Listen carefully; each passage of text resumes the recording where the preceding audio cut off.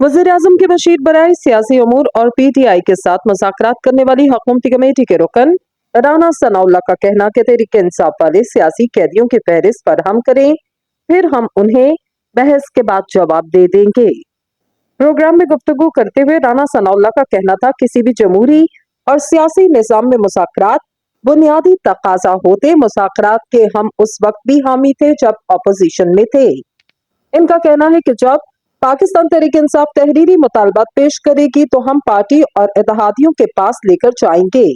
PTI की तहरीरी मुतालबात पर बहस के बाद इनको जवाब दिया जाएगा।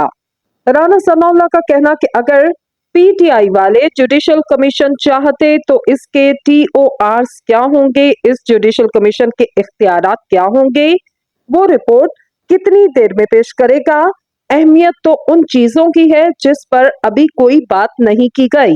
राना सनाउल्लाह का मजीद कहना था कि मीटिंग में हमने कहा था कि जुडिशल कमीशन के TORs क्या चाहते हैं, फिर क्या जुडिशल कमीशन की सरबराही के लिए भी आपकी क्या कोई शर्त है या नहीं।